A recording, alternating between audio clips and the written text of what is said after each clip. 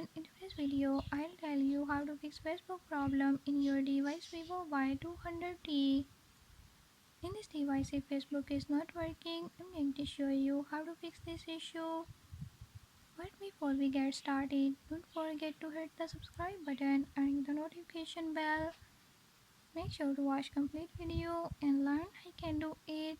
Let's watch the video.